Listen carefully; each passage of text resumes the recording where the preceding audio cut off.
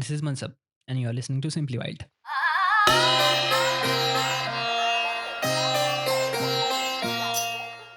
You know, I always been that guy, the one who loves a good story. I started as a writer, then became a wildlife researcher, and out there in the field seeing incredible things, I realized something. So many amazing stories, especially from wildlife, history, and nature, they get locked up. So that's why this podcast exists. Here, history gets wild, and the wild gets a history.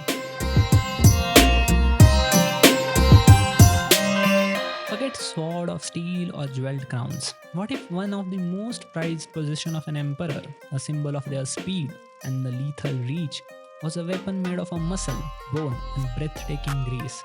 Today we run with the royal hounds.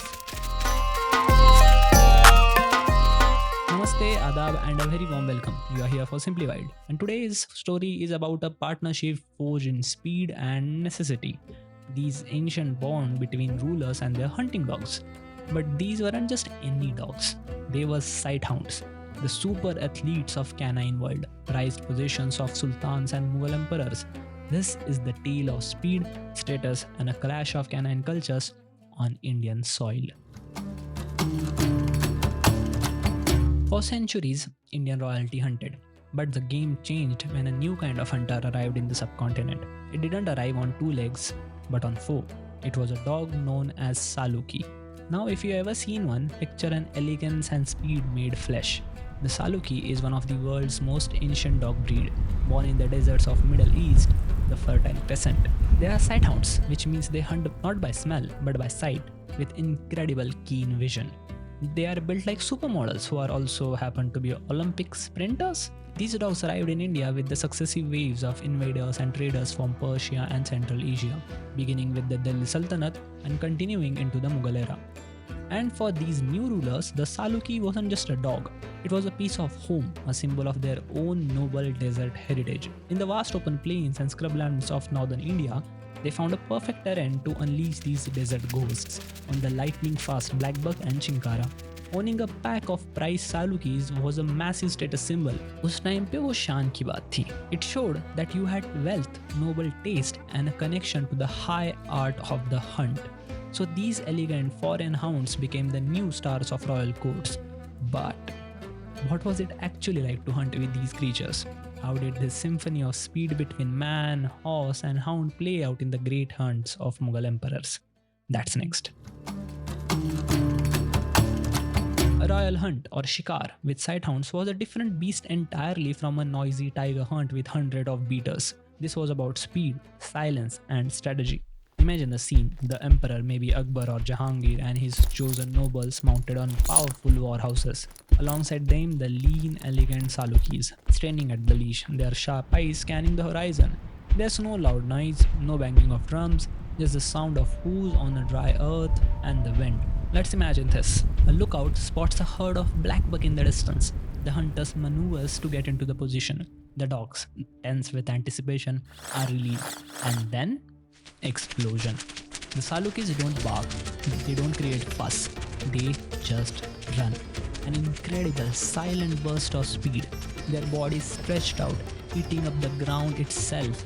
They work as a team, cutting off escape routes, relentlessly pursuing their target. They are fast enough to match and over a distance outlast even the swiftest of antelope. It was breathtaking spectacle of pure athletic ability. Often these hunts were a multi-layered affair. A cheetah might be used for the initial chase of one animal while a pack of Salukis were used to course others. High above, the royal falcons might be released to hunt game birds. It was complete coordinated display of the emperor's mastery over the fastest and the fiercest hunters of the land. It was symphony of predators with the emperor as their conductor. But the imported Saluki was clearly the star of the show, a prized symbol of Turco-Persian nobility. But here it gets interesting because India has its own ancient lineage of incredible sighthounds. So, how did our own desi champions compare, and what does their story tell us about the idea of foreign versus native? That's coming up next. While the Saluki was the prized possession of the imperial court in Delhi, other parts of India had their own lean, mean running machines. Breeds like the Karwan Hound, the Karwani, and the Mughal Hound from Deccan Plateau or the Rampur Greyhound from the North India. These are our native Indian sighthounds. And let me tell you, they are just as elegant, just as fast, and arguably even tougher. They were bred for Indian conditions, perfectly adapted to the heat, the terrain, and the specific prey of their region. For the local Rajas and chieftains, these desi hounds were their pride. So you have this fascinating dynamic. In the Grand Mughal court, the more exotic imported Saluki might have held the higher status, of course, a symbol of the court's international connection and the Persian culture. But for Maratha nobles and the other regional powers, their native Muddal or Karwan hounds were the true champions, bred from their own soil, a symbol of their own hardy, independent spirit. It's the story we see again and again and again in history, right? The tension between the imported luxury brand and the tough, reliable, homegrown hero. Both are incredible athletes, but they represent different histories, different source of pride. दोनों ही जबरदस्त है और दोनों की कहानी अलग है. We have these magnificent hounds, both imported and native, at the heart of royal life. But how do we know so much about them? Where do we see their legacy today? Beyond just historical accounts? Well, for that, we have to look closely at the art of that era. That's coming up next. If you want to understand the status of these hounds in Mughal and Rajput courts, you just have to look at their art. That's simple. That's it.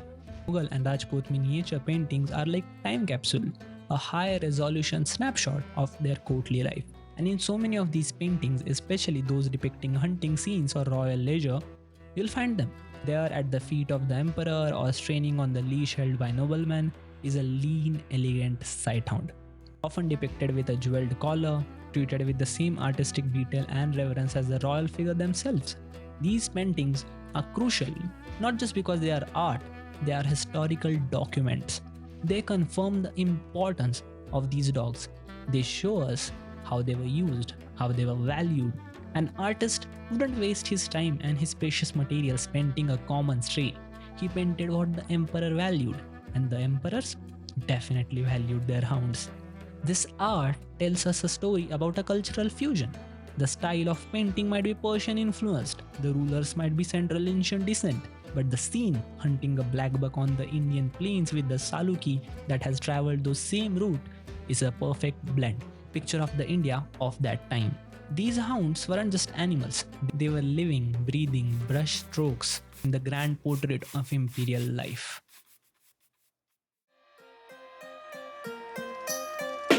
And speaking of how our perception and action shape the animal world, next time on Simply Wild, from the fastest hunters on the ground, we now look at the skies. Forget gold and jewel. For the great Mughal emperor, the ultimate status symbol was a living weapon perched on their gloved fist. We dive into the magnificent world of royal falconry, a story of obsession, art, and power.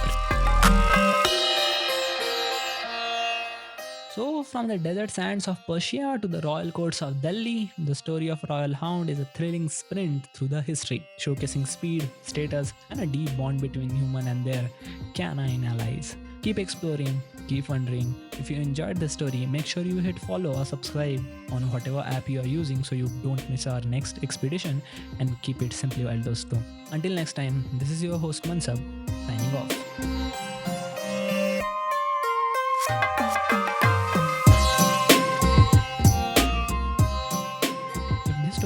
Think of someone, a friend or a family member who loves history or wildlife, do me a favor and share this episode with them.